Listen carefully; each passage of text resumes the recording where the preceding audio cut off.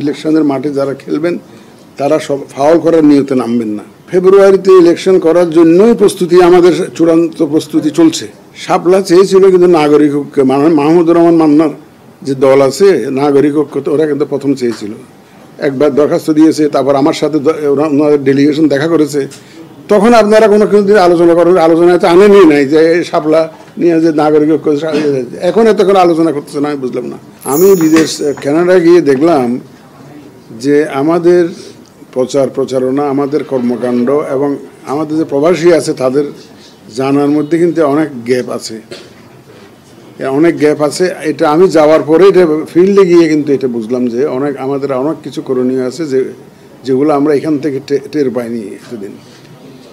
একটা দিন আমি তাদেরকে বোঝানোর চেষ্টা করেছি যে আমরা সবে মাত্র যাত্রা শুরু করলাম। মে মাস থেকে ওখানে রেজিস্ট্রেশন শুরু করেছি, 3-4 মাস হলো মাত্র। 3-4 মাসে একটা সিস্টেম তো আর পারফেকশন অ্যাটেন্ড করে না, মাত্র শুরু হলো। আমি যখন কানাডা গেলাম, প্রথমে আমি বুঝলাম যে নির্বাচন কমিশনের উপরে ওনাদের যে কনফিডেন্স, এটা আগে রেস্টোর করা দরকার।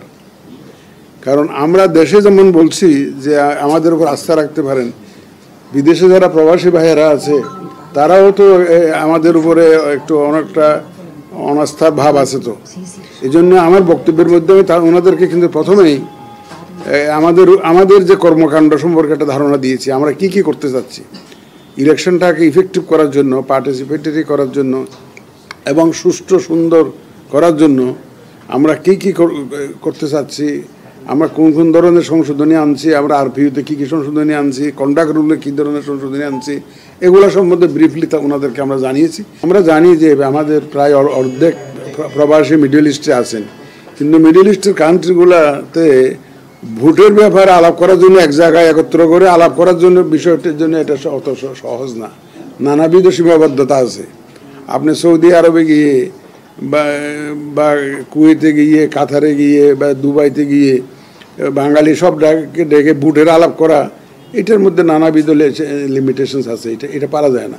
যেটা কানাডাতে ইজিলি পারতেছি, আমেরিকাতে পারা যাবে, হয়তো জাপানে পারা যাচ্ছে, কিন্তু মিডল ইস্টের কান্ট্রিতে পারা যায় না। সুতরাং এদেরকে আমাদের অ্যাপ্রোচটা হবে অন্যভাবে। ওখানে আমরা একত্র করে এমবেসিতে ডেকে এনে যে সভা করে তাদেরকে অ্যাওয়ারনেস রেজিংয়ে আমরা ইনভলভ করবো, সেটা সম্ভবপর হবে না, নানাবিধ কারণ। পার্টি রেজিস্ট্রেশনেরটা আমরা তো খুব ইমিডিয়েটলি কিছু, আমাদের টার্গেট ছিল ওই মাসে আমরা এটা করে ফেলবো, যে অন্তত যে কটাকে রেজিস্ট্রেশন দেওয়া করে ফেলবো।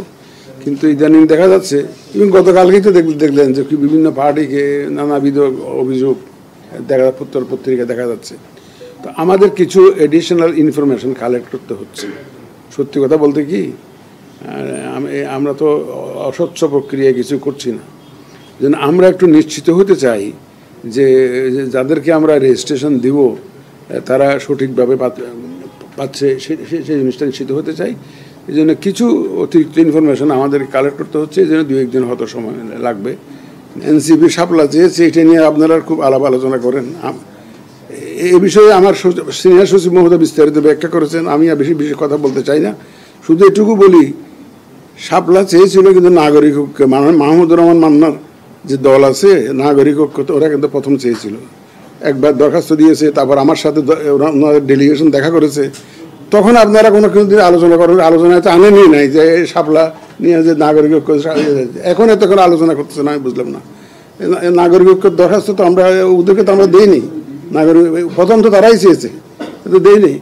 কিন্তু এখন দেখি যে আপনারা খুব আলোচনায় আনছেন। আমাদের সিনিয়র সেক্রেটারি অলরেডি এই ব্যাপারে অনেক ব্রিফ করেছেন, আমি এই ব্যাপারে আর কোনো বক্তব্য এখন দিতে চাই না। ফেব্রুয়ারিতে ইলেকশন করার জন্যই প্রস্তুতি, আমাদের চূড়ান্ত প্রস্তুতি চলছে।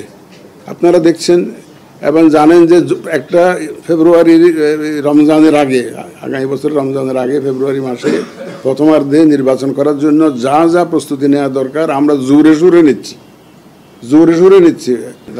ইলেকশনের মাঠে যারা খেলবেন তারা সব ফাউল করার নিয়তে নামবেন না, তারা একটা সুন্দর নির্বাচনের নিয়তেই নামবেন